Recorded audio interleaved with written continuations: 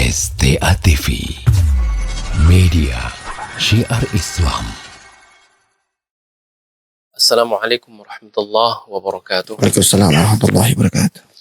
Alhamdulillah, nahmaduhu ta'ala wa nasta'inuhu wa nastaghfiruh. Wa na'udzu billahi min syururi anfusina wa min sayyiati a'malina. May yahdihillahu fala mudilla lahu wa may yudlilhu fala hadiya lahu. Asyhadu an la ilaha illallah wa asyhadu anna Muhammadan 'abduhu wa rasuluh, la nabiyya wa la rasula ba'dah. Qala Allah tabaraka wa ta'ala, ya ayyuhalladzina amanu taqullaha haqqa tuqatih wa la tamutunna illa wa antum muslimun. Wa qala Allah subhanahu, ya ayyuhan nasu taqu rabbakum alladzi khalaqakum min nafsin wahidah wa khalaqa minha zawjaha wa batha minhuma rijalan katsiran wa nisaa'a wattaqullaha alladzi tasaaluna bihi wal arham innallaha kana 'alaikum raqiba. Wa qala Allah subhanahu, ya ayyuhalladzina amanu taqullaha wa qulu qawlan sadida yuslih lakum a'malakum wa yaghfir lakum dhunubakum wa may yuti'illaha wa rasulahu faqad faza fawzan 'azima. Ikhwani fid din, rahimani wa rahimakumullah. Rasul sallallahu alaihi wasallam dalam sebuah hadis beliau mengatakan, fa inna asdaqal hadisi kitabullah wa khairal hadi huda Muhammadin sallallahu alaihi wasallam wa syarrul umuri muhdatsatuha wa kullu muhdatsatin bid'ah wa kullu bid'atin dhalalah wa kullu dhalalatin finnar. Ikhwani wa akhwati rahimani wa rahimakumullah. Alhamdulillah, puji syukur kita kepada Allah Subhanahu wa ta'ala, zat yang telah melimpahkan berbagai macam kenikmatan kepada kita. Allah Jalla Jalaluh dengan pemurahnya, dengan rahmannya, masih memberikan kepada kita kesempatan, memberikan kita keluangan waktu yang alhamdulillah dengannya kita bisa memanfaatkan apa yang telah dikaruniakan oleh Allah Tabaraka wa Ta'ala tersebut di dalam sebuah ketaatan dan taqarrub, pendekatan diri kita kepada Allah Tabaraka wa Ta'ala. Tentunya kaum muslimin dan muslimat dimanapun antum berada, ini merupakan sebuah bukti rasa syukur kita kepada Allah Jalla Jalaluh atas apa yang Allah berikan kepada kita berupa kenikmatan, kesehatan, kesembuhan mungkin bagi di antara saudara-saudara kita yang sakit, ataupun kesabaran bagi di antara kita yang ditimpa dengan musibah. Ya. Rasa syukur kita terhadap apa yang telah dikaruniakan oleh Allah Subhanahu wa Ta'ala tersebut. Dan alangkah lebih baiknya rasa syukur tersebut juga kita barengi dengan bagaimana cara kita mendekatkan diri kita kepada Allah Ta'ala, meningkatkan kualitas keimanan kita, meningkatkan kualitas ibadah kita kepada Allah Ta'ala. Dan itu semuanya kaum muslimin dan muslimat yang dirahmati Allah. Salah satunya adalah dengan kita menuntut ilmu, dengan kita mentadaburi kalam Allah, firman-firman Allah, begitu pula sabda-sabda Rasulullah sallallahu alaihi wasallam. Yang tentunya itu akan membimbing kehidupan kita, membimbing aktivitas keseharian kita. Ya, yang dengannya kita bisa melakukan amalan-amalan yang tentunya amalan yang disunahkan ataupun diperintahkan kepada kita. Kaum muslimin dan muslimat rahimani wa rahimakumullah. Alhamdulillah kita kembali bisa dipertemukan dalam majelis ilmu ini. Masih kita membahas tentang kitab Hisnul Muslim, yaitu kitab yang membahas tentang zikir-zikir yang warid tentunya daripada apa yang telah diajarkan oleh Rasulullah sallallahu alaihi wasallam. Ya, artinya kita mencukupkan diri kita, mencukupkan diri kita dengan apa yang datang daripada baginda Rasulullah sallallahu alaihi wasallam, terlebih dari sisi ibadah kita. Dan ini kita membahas tentang zikir-zikir, ya, lafaz-lafaz zikir yang tentunya lafaz yang diajarkan oleh baginda Rasulullah sallallahu alaihi wasallam. Alhamdulillah, ayyuhal ikhwah rahimani wa rahimakumullah. Kita telah membahas beberapa bab di dalam kitab ini dan kita juga telah memasuki bab zikir selesai salat. Dan insyaallah tabaraka wa taala biidznillah kita akan menyelesaikan beberapa doa dalam bab ini dalam kesempatan kali ini, dan mudah-mudahan Allah berikan kemudahan sehingga pada pertemuan berikutnya kita bisa masuk ke dalam bab yang baru insyaallah tabaraka.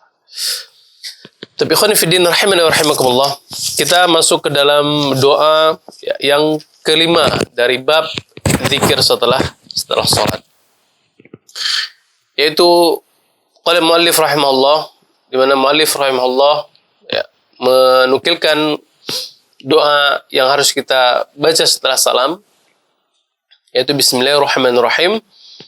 Qul huwallahu ahad, Allahus samad, lam yalid wa lam yulad wa lam yakul lahu kufuwan ahad. Bismillahirrahmanirrahim. Qul a'udzu birabbil falaq min syarri ma khalaq wa min syarri ghasiqin idza waqab wa min syarri naffatsati fil 'uqad wa min syarri hasidin idza hasad. Bismillahirrahmanirrahim. Qul a'udzu birabbin nas, malikin nas, ilahin nas, min syarril waswasil khannas, alladzi yuwaswisu fi sudurin nas, minal jinnati wan nas. Naam. Jadi ikhwan fiddin rahimani wa rahimakumullah, ya, ini merupakan zikir yang juga harus kita lafadzkan ataupun kita ucapkan setiap salat, setiap selesai daripada salat kita. Ini merupakan anjuran daripada baginda Rasulullah sallallahu alaihi wasallam. Syahidnya adalah sebuah riwayat dari sahabat Uqbah ibn Amir radhiyallahu taala an, bahwasanya beliau mengatakan, amarani Rasulullah sallallahu alaihi wasallam. Amarani Rasulullah sallallahu alaihi wasallam an aqra'a bi mu'awwidzat dubur kulli shalawat. Dubur kulli shalah. Ya. Kata Uqbah bin Amir radhiyallahu taala an, beliau mengatakan, amarni Rasulullah. Maksudnya Rasulullah sallallahu alaihi wasallam memerintahkan kepadaku, ya, an aqra'a bil mu'awwidzat, untuk aku mengucapkan ataupun membaca al mu'awwidzat, yaitu surat-surat pertolongan, perlindungan, dubur kulli shalah, di setiap pengakhir daripada salat. Dalam riwayat yang lain, beliau menyebutkan, qala amarani Rasulullah sallallahu alaihi wasallam an aqra'a bil mu'awwidzatain. Ya, Rasulullah sallallahu alaihi wasallam memerintahkan kepadaku dengan membaca al-mu'awwidzatain, yaitu dua surat yang mengandung perlindungan, memohon perlindungan kepada Allah Subhanahu wa taala fi kulli salat, di setiap selesai daripada ibadah salat.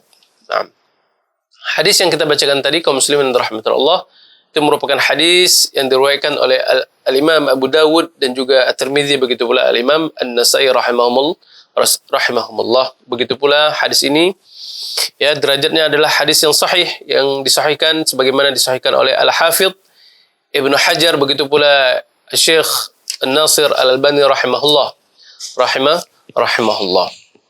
Nah, dari hadis Uqbah ibn Amir radhiyallahu taala an, ya, menjelaskan kepada kita bahwa salah satu zikir yang disunnahkan, diajarkan oleh baginda Rasulullah sallallahu alaihi wasallam kita membacanya selepas daripada salat adalah, yaitu kita membaca surat Al-Ikhlas, kemudian surat Al-Falaq, dan juga surat An-Nas, ya. Surat An-Nas sebagaimana dalilnya adalah apa yang kita sebutkan tadi dari hadis Uqbah ibnu Amir radhiyallahu taala an.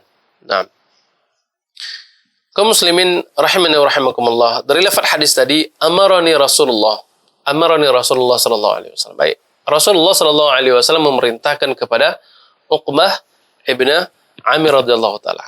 Nah, perintah seperti ini kaum muslimin rahmatullah, kita pernah menjelaskan pada pertemuan sebelumnya bahwa ketika baginda Rasulullah sallallahu alaihi wasallam memerintahkan sebuah ataupun suatu amalan kepada seseorang hamba ataupun kepada sekelompok kaum, ya, di dalam majelisnya ataukah di dalam suatu keadaan tertentu, maka itu juga merupakan sebuah anjuran untuk ataupun agar dilakukan oleh umatnya nantinya, artinya setelah datang zaman setelah baginda Rasulullah sallallahu alaihi wasallam seperti kita ini. Artinya ini juga bukanlah hanya anjuran bagi sahabat Uqbah ibn Amir, akan tetapi itu juga merupakan anjuran bagi kita umat Rasulullah sallallahu alaihi wasallam yang terakhir ini. Ya, jadi apa yang dianjurkan kepada sebagian sahabat ataupun salah satu seorang sahabat itu juga merupakan anjuran bagi umatnya yang lain. Kemudian para ulama menyebutkan bahwasannya pada dasarnya amaroni, kalimat amaroni di sini perintah. Rasulullah Shallallahu Alaihi Wasallam memerintahkan kepadaku. Pada dasarnya adalah kalimat perintah itu merupakan suatu hal yang wajib, ya, suatu hal yang wajib. Makanya para ulama menyebutkan di antara hikmahnya adalah bahwasanya kita diwajibkan untuk mengamalkan apa yang telah diajarkan oleh Rasulullah Shallallahu Alaihi Wasallam ini, yaitu membaca surat Mu'awwidzat ini. Dan juga ada para ulama lain yang menyebutkan bahwasanya ini bukanlah tarafnya seperti wajib apabila kita tinggalkan akan berdosa, akan tetapi ini lebih kepada penekanan, ya, anjuran agar kita tidak meninggalkan dari apa yang telah disampaikan oleh baginda Rasulullah Sallallahu Alaihi Wasallam. Tentunya kaum muslimin yang dirahmati Allah, ya, ini dikarenakan mengandung banyak sekali faedah-faedah ataupun fadilah-fadilah tentang apa yang terdapat di dalam surah yang disebutkan oleh Rasulullah Sallallahu Alaihi Wasallam. Terlebih kita membacanya selepas daripada salat. Ya. Kemudian al-mu'awwidzat, ya, kalimat ataupun potongan surat-surat al-mu'awwidzat itu mohon perlindungan kepada Allah Subhanahu wa taala, ya. Ataupun di dalam lafaz yang lainnya yang kita sebutkan tadi al-mu'awwidzatain, dua surat yang di dalamnya menyebutkan permohonan untuk perlindungan kepada Allah Subhanahu wa taala. Pada dasarnya, ya, al-mu'awwidzatain ini adalah surat Qul a'udzu birabbil falaq, karena di situ kita memohon kepada Allah Qul a'udzu, ya. Dan juga surat setelahnya Qul a'udzu birabbin nas. Ya, Qul a'udzu. Ya, dua surat inilah yang disebutkan pada dasarnya sebagai surat al-mu'awwidzat ataupun al-mu'awwidzatain. Adapun Ibnu Hajar Al-Asqalani rahimahullah, beliau menyebutkan bahwa di dalam riwayat yang lain di sana juga disebutkan masuk di dalam surah al-mu'awwidzat tersebut, yaitu surah al-ikhlas. Jadi al-ikhlas ini juga menurut al-Imam Ibnu Hajar rahimahullah masuk ke dalam surat al-mu'awwidzat. Makanya al-muallif rahimahullah, beliau di dalam zikir setelah salat, di dalam doa ini beliau menyebutkan 3 surah. Yang pertama adalah surah al-ikhlas, kemudian al-falaq, dan kemudian an-nas. Tapi ikhwan fiddin rahimani wa rahimakumullah, amarani Rasulullah sallallahu alaihi wasallam an aqra al-mu'awwidzat fi duburi kulli shalah, di setiap akhir daripada salat. Nah, ini juga pernah kita bahas bahwasanya kalimat dubur shalah, akhir daripada salat, ya. Kalau itu berkaitan tentang doa, berisi dengan doa-doa, maka itu letaknya adalah sebelum salam.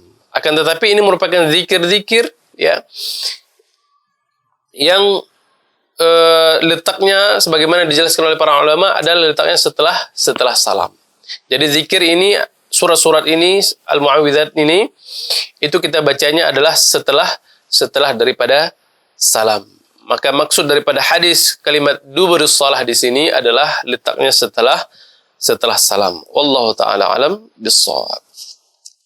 Tapi ikhwan fillah rahimani wa rahimakumullah, ya, tentunya kita banyak, ya, membaca ataupun mengetahui ataupun mendengar dari beberapa faedah-faedah yang pernah disampaikan oleh guru-guru kita tentang beragam makna ataupun fadilah yang terkandung di dalam tiga surah ini, ya.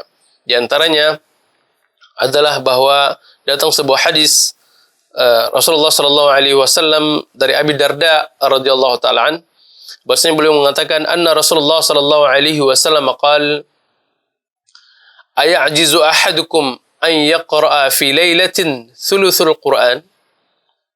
Kata Rasulullah sallallahu alaihi wasallam, apakah yang menghalangi seseorang di antara kalian untuk tidak membaca sepertiga daripada Al-Quran? Ya. Maka ketika itu para sahabat bertanya kepada Rasulullah, ya Rasulullah, wa kaifa yaqra'u thuluthal Quran? Bagaimana seseorang tersebut membaca sepertiga daripada Al-Qur'annya? Maka Rasulullah sallallahu alaihi wasallam mengatakan, qul huwallahu ahad. Qul huwallahu ahad ta'dilun thulutsal Qur'an. Ucapkanlah ataupun bacalah Qul huwallahu ahad, tentunya sampai selesai, itu menyamai sepertiga daripada Al-Quran. Ya, ini merupakan fadilah daripada surah Al-Ikhlas. Ya, kata Rasulullah SAW, tidakkah ada di antara kalian ya yang setiap malamnya membaca sepertiga daripada Al-Quran? Ya, Masya Allah, dengan kita membaca surah Qul huwallahu ahad sampai selesai tentunya, ya, maka kita menyamai ya dengan membaca sepertiga daripada Al-Quran. Para ulama menyebutkan makna ataupun arti daripada sabda Rasulullah SAW sepertiga Al-Quran tersebut adalah, yang pertama, ketika orang-orang membaca surah Al-Ikhlas, yang pertama adalah dia mendapatkan pahala sepertiga ketika dia membaca daripada Al-Quran. Nah, kemudian makna yang kedua adalah ya, dikarenakan Al-Quran tersebut terbagi kepada tiga bagian. Yang pertama adalah di dalam Al-Quran itu terdapat perkara-perkara yang berkaitan tentang tauhid. Al-Quran menjelaskan tentang tauhid. Kemudian di dalam Al-Quran banyak menjelaskan tentang hukum-hukum, yang mana yang haram, yang mana yang halal, yang mana yang makruh dan segala macamnya. Kemudian perkara yang ketiga, Al-Quran juga menjelaskan tentang kisah-kisah, ya, kisah-kisah yang dimana di dalamnya kita bisa mengambil ibrah ataupun pelajaran darinya.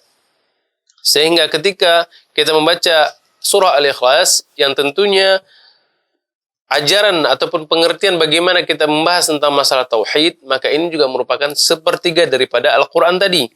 Karena Al-Quran menyebutkan tentang masalah tauhid, kemudian masalah hukum, dan juga masalah kisah-kisah. Nah, surah Al-Ikhlas semuanya mengandung tentang masalah al-tauhid. Sehingga Rasulullah SAW menyebutkan barang siapa yang membaca surah Al-Ikhlas di sini, maka dia mendapatkan seperti membaca sepertiga daripada Al-Quran. Qul huwallahu ahad. Ucapkanlah bahwasanya Allah Subhanahu wa taala tersebut adalah Ahad Esa. Nah, ini mengajarkan bagaimana tauhid kita. Mengesahkan Allah Tabaraka wa taala. Ya, mengajarkan bagaimana kita agar menjauhi segala sesuatu yang bisa menyamai Allah Subhanahu wa taala. Menjauhi segala sesuatu yang mensyirikatkan Allah Jalla Jalaluhu. Ya. Kemudian juga hadis yang lain, ya, hadis yang diriwayatkan oleh Tirmidzi dari sahabat Anas bin Malik radhiyallahu taala an, bahwasanya beliau mengatakan anna rajulan qala, ada seseorang laki-laki yang mengatakan, ya Rasulullah, bertanya kepada Rasulullah sallallahu alaihi wasallam, inni uhibbu hadhihi surah. Sesungguhnya aku menyukai surat ini, yaitu surat Qul huwallahu ahad. Maka Rasulullah sallallahu alaihi wasallam mengatakan, inna hubbaka iyyahu yudkhilkal jannah. Sesungguhnya kecintaanmu terhadap surat ini, maka itu akan membuatmu ya memasuki ke dalam surga Allah Tabaraka wa taala. Subhanallah. Ya, kaum muslimin dan muslimat rahmatan Allah, dengan kita membaca, mentadaburinya, kemudian merutinkannya, membaca setiap selesai sholat, ya, tentunya banyak sekali fadilah-fadilah, keutamaan-keutamaan yang akan kita dapatkan dari apa yang telah kita amalkan. Begitu pula tentang fadilah-fadilah surat yang lainnya, Al-Falaq dan juga An-Nas, ya, di dalam beberapa riwayat disebutkan, dianjurkan bagi kita untuk ketika misalkan mau meruqyah, kita bisa menggunakan tiga surah ini. Tiga surah ini. Baik, kaum muslimin dan muslimat rahimani wa rahimakumullah. Kita masuk ke dalam zikir seterusnya. Kita akan membacakan singkat saja. Dan mudah-mudahan Allah berikan kemudahan kita untuk bisa menyelesaikannya. Nah, zikir seterusnya adalah Allahu la ilaha illa huwal hayyul qayyum la ta'khudhuhu sinatun wa la nawm lahu ma fis samawati wa ma fil ard. Man dhal ladzi yashfa'u 'indahu illa bi idhnihi ya'lamu ma bayna aydihim wa ma khalfahum wa la yuhituna bi shay'in min 'ilmihi illa bima sha'a wasi'a kursiyyuhu as-samawati wal ard wa la ya'udhuhu hifdhuhuma wa huwal 'aliyyul 'azim. Ya, jadi setelah selesai kita membaca surah 3 surah Qul tadi, ya, itu surah terkenal bagi kita ya, dengan surah 3 Qul. Ya. Maka kemudian kita disunahkan untuk membaca surah ayatul kursi. Ya, selesai membacanya kita membaca surah ayatul kursi. Itu salah satu ayat yang terdapat di dalam surah Al-Baqarah ayat 255. Naam. Allahu la ilaha illa huwal hayyul qayyum. Ya. Di dalam zikir ini, kaum muslimin yang dirahmati Allah, adalah terdapat juga pengajaran tentang masalah tauhid. Masalah bagaimana kita mengesahkan Allah Jalla Jalaluh, menyebutkan bagaimana asma-asma Allah, sifat-sifat Allah Subhanahu wa taala. Di antaranya adalah sebagaimana yang dikhabarkan oleh Allah dalam ayat ini ataupun dalam zikir ini, Allahu la ilaha illa huwal hayyul qayyum.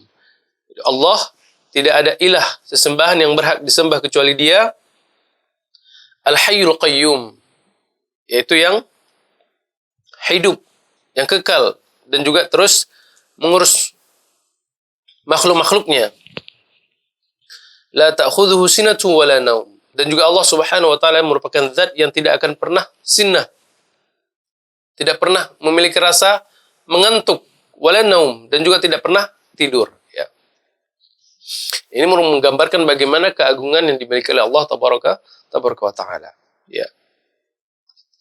Bagaimana mungkin Allah Subhanahu wa taala memiliki sifat mengantuk, apalagi tidur? Sedangkan Allah Subhanahu wa taala mengatur apa-apa yang ada di bumi dan apa-apa yang ada di langit. Ya. Ini juga merupakan bantahan ya, bantahan bagi orang-orang yang tidak percaya akan adanya Tuhan. Bantahan terhadap orang-orang yang ateis ya. Bagaimana mungkin ada sesuatu ya memiliki sebuah misalkan seperti kita ibaratnya manusia, ketika kita memiliki rasa ngantuk ataupun ketika kita dalam keadaan tidur, maka tidak mungkin kita bisa melakukan segala sesuatu ya. Lalu begitu pula alam semesta. Andaikan Allah Subhanahu wa taala memiliki rasa ngantuk dan juga Allah Subhanahu wa taala tidur, maka tidak akan terjadi ataupun tidak akan bisa mengatur apa-apa yang ada di langit dan apa-apa yang ada di bumi. Maka ini merupakan bantahan ada Allah Subhanahu wa taala ya terhadap penafian sifat-sifat beliau, terhadap pensucian terhadap asma-asma Allah Tabaraka wa taala. La ta'khudhuhu sinatun wa la naum. Bahwasanya Allah Subhanahu wa taala tidak akan pernah dihinggapi rasa ngantuk, begitu pula Allah Subhanahu wa taala tidak akan pernah tidur. Lahu ma fis samawati wa ma fil ard. Dan Allah Subhanahu wa taala memiliki apa-apa yang ada di langit dan apa-apa yang ada di bumi. Man dzal ladzi yashfa'u 'indahu illa bi idznih. Dan tidak ada segala sesuatu apapun ya, yang bisa memberikan syafaat, pertolongan kecuali dengan izin Allah Tabaraka wa taala. Ya'lamu ma baina aydihim. Allah Subhanahu wa taala mengetahui apa-apa yang ada di antara kalian ataupun di depan kalian, wa ma khalfahum, dan apa-apa yang ada di belakang kalian. Wa la yuhituna bi syai'in min 'ilmihi illa bima syaa'. Dan tidak ada segala sesuatu pun yang kalian ketahui tentang ilmu Allah kecuali dengan apa yang Allah kehendaki. Wasi'a kursiyus samawati wal ard.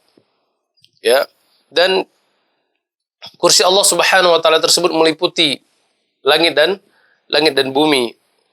Wala ya'udhu hifdhuhuma wa huwal 'aliyyul 'azim. Dan tidaklah Allah Subhanahu wa taala merasa berat untuk memelihara keduanya, yaitu langit dan bumi, dan Allah Subhanahu wa taala maha tinggi dan juga maha besar. Ya. Kaum muslimin rahmatullah, zikir ini datang daripada sebuah hadis Rasulullah sallallahu alaihi wasallam, dari hadis Abi Umamah radhiyallahu taala an, dan juga di dalam hadis yang lain yang diriwayatkan oleh al-Imam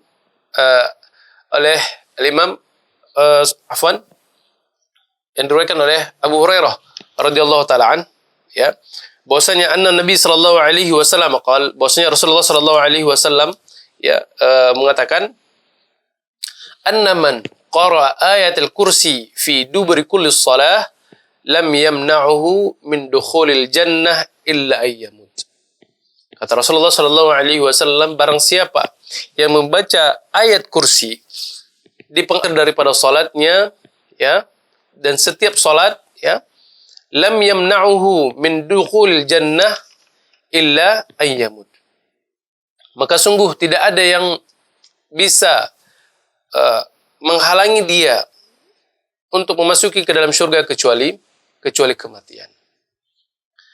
Hadis ini, ya, walaupun di sana ada beberapa kalam para ulama, perbedaan para ulama tentang derajat daripada hadis ini, akan tetapi banyak di antara para ulama yang mensahihkan derajat daripada hadis yang diriwayatkan oleh sahabat Abi Umamah ini. Itu tentang fadilahnya ayat kursi, sebagaimana yang disahihkan oleh Syekh Al-Albani rahimahullah, begitu pula disahihkan oleh Ibnu Baz rahimahullah. Ya. Jadi apa yang kita baca setelah salat ini berupa ayat kursi, di antara fadilahnya adalah bahwasanya kita dimudahkan untuk masuk ke dalam syurga. Kata Rasulullah sallallahu alaihi wasallam, lam yamna'uhu min dukhulil jannah illa ayyamut. Tidak ada segala sesuatu pun yang bisa menghalangi, ya, dia masuk ke dalam syurga. Tentunya ini setelah masyiatillah, ya, setelah masyiatillah, kecuali setelah kematian. Jadi barang siapa yang membaca ayat kursi ini setelah salat, ya, maka tidak ada yang bisa menghalanginya setelah kecuali kematian. Tapi ikhwani fiddin rahimani wa rahimakumullah, tentunya kaum muslimin rahimatullah, para ulama menjelaskan makna daripada dukhul jannah di sini, masuk ke dalam surga di sini adalah makna dukhul jannah setelah maut, setelah maut. Bukan makna yang hakikinya. Artinya sebagaimana disebutkan oleh para ulama, maknanya adalah ketika orang-orang yang semasa hidupnya terbiasa membaca ayat kursi setelah salat, maka ketika dia sudah meninggal, Allah Subhanahu wa taala menampakkan bagaimana yang pertama adalah nikmat-nikmat alam kubur. Kemudian juga maknanya adalah Allah Subhanahu wa taala menampakkan bagi dirinya derajat ataupun kedudukan orang tersebut ketika di akhirat kelak. Ya. Adapun masuk surga yang seutuhnya adalah setelah adanya bi'ats ataupun kebangkitan hari kiamat kelak, maka Allah Subhanahu wa taala akan memasukkan orang tersebut ke dalam surga Allah Subhanahu wa taala yang sebenar-benarnya. Adapun maksud daripada hadis di sini adalah yang tidak bisa menghalanginya masuk dalam surga kecuali setelah kematian. Maknanya Allah Subhanahu wa taala akan menampakkan kedudukannya di surga kelak ketika masih di dalam alam kubur. Wallahu taala alam bissawab. Kemudian ikhwan fillah rahimani wa rahimakumullah, tentunya juga ayat kursi ini banyak sekali fadilah-fadilah, di antara apa yang telah kita sebutkan tadi, bahwasanya kita dimudahkan oleh Allah Subhanahu wa taala memasuki ke dalam syurganya. Kemudian ada beberapa riwayat yang lainnya, di antara yang menyebutkan bahwasanya ayat kursi ini bisa kita jadikan sebagai salah satu ayat ruqyah, ya, bagi kita yang terkena sihir ataupun gangguan-gangguan yang lainnya. Ya. Kemudian juga ayat kursi ini juga merupakan sebagaimana disebutkan oleh di dalam kitab tafsir Ibnu Katsir, beliau menyebutkan bahwasanya ayat kursi merupakan ayat yang paling agung yang terdapat di dalam Al-Qur'an. Ayat kursi merupakan ayat yang paling agung yang terdapat di dalam Al-Qur'an. Para ulama menyebutkan makna yang agung di sini adalah barang siapa yang membacanya maka dia akan mendapatkan pahala yang begitu besar. Barang siapa yang rutin terus kemudian mengulang-ulanginya, dia juga akan mendapatkan manfaat dari apa yang telah dia baca. Dan juga disebutkan bahwasanya ayat kursi ini merupakan ayat yang paling dicintai di sisi Allah Subhanahu wa taala. Wallahu taala alam bis-shawab.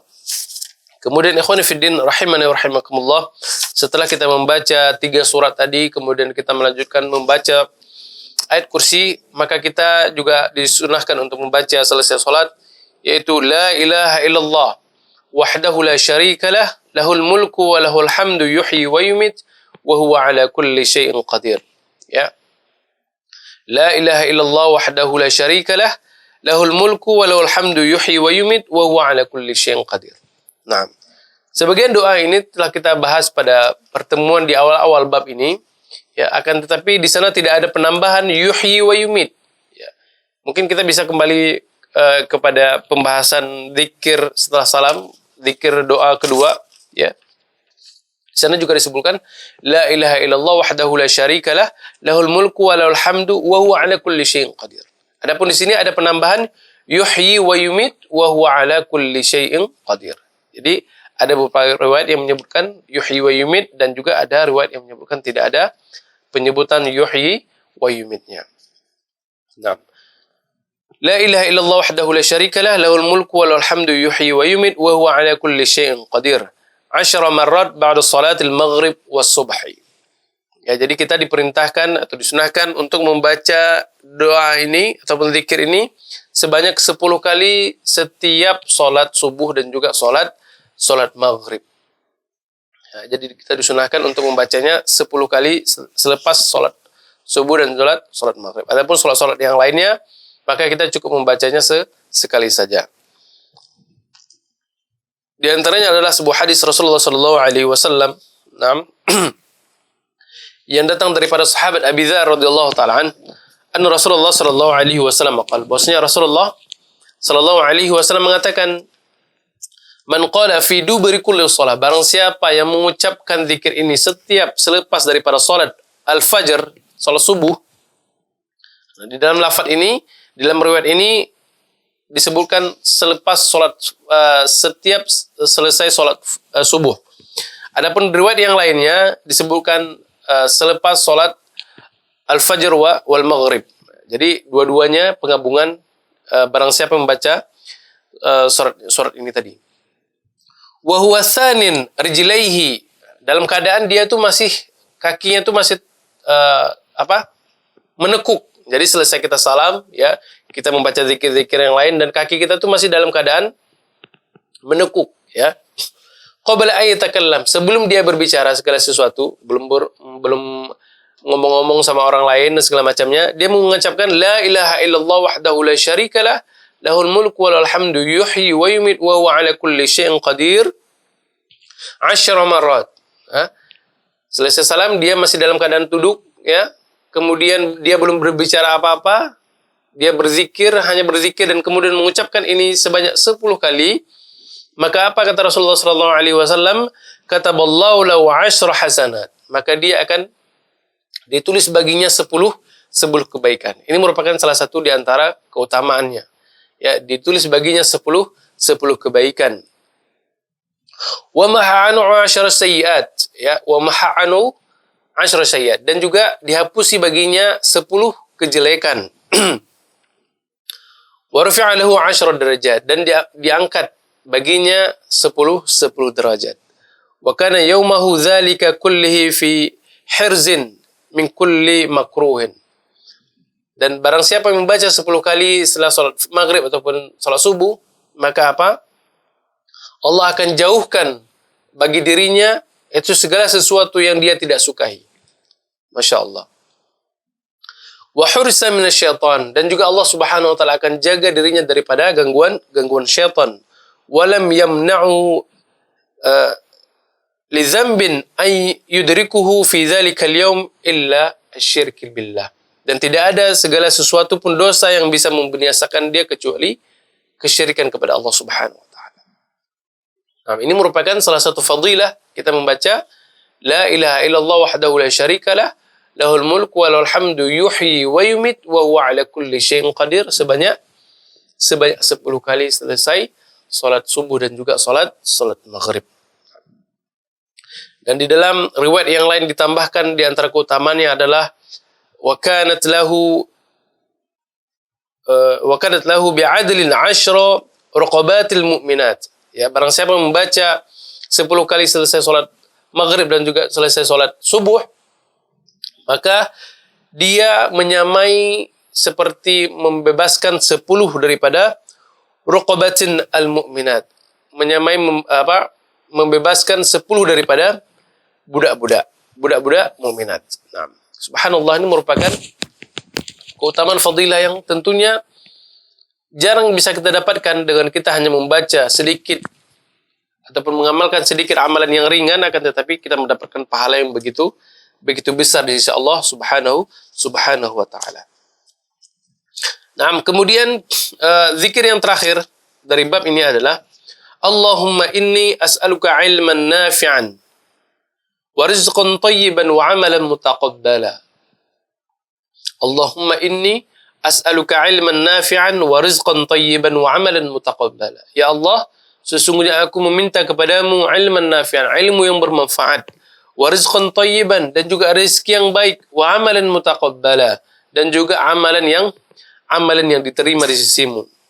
Dan doa ini kaum muslimin rahmatullah dianjurkan ba'da salam min salatil fajr. Setelah salam, setelah salat daripada salat subuh ataupun salat fajr. Nah, para ulama menjelaskan kenapa doa ini ya kita dianjurkan membacanya setelah salat subuh ataupun salat fajar. Di antaranya adalah hikmahnya bahwasanya ketika di awal selesai mengerjakan salat subuh, maka itu merupakan awal daripada aktivitas seorang hamba. Ya, awal daripada aktivitas seorang hamba di pagi hari. Jadi sebelum dia beraktivitas, ya, dia memohon, bertawakal kepada Allah Jalla Jalaluh, memohon kepada Allah agar pertama dia diberikan ilmu yang bermanfaat. Ilmu yang bermanfaat. Kemudian rizqan thayyiban. Rezeki yang baik.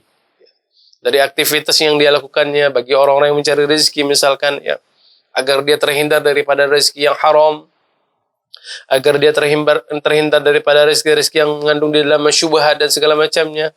Ya, kita memohon kepada Allah tabaraka wa taala. Wa amalan mutaqabbala, dan juga kita memohon kepada Allah, ya Allah, pada hari ini karuniakan kepadaku amalan yang Engkau terima.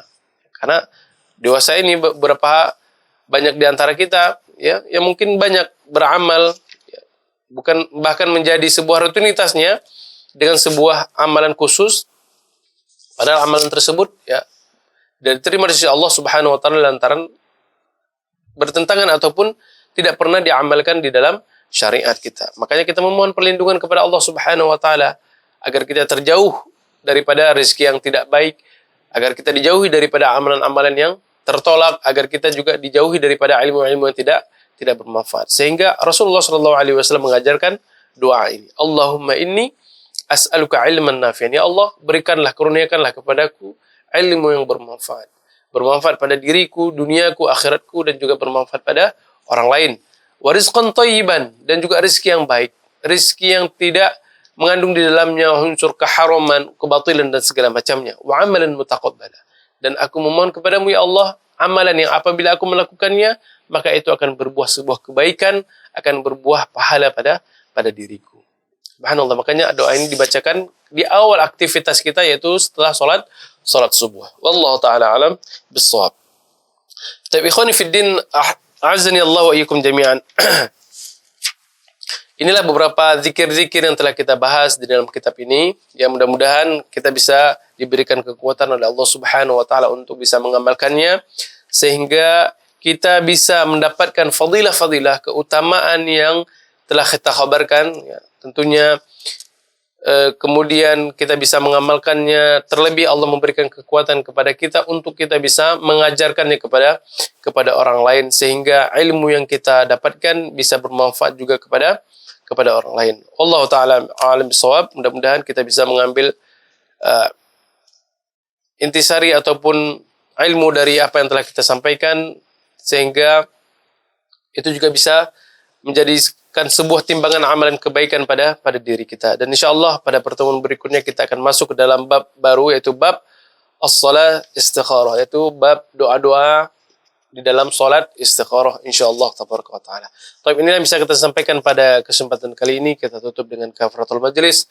Subhanakallahumma wa bihamdika asyhadu an la ilaha illa anta astaghfiruka wa atubu ilaik. Wassalamu alaikum warahmatullahi wabarakatuh.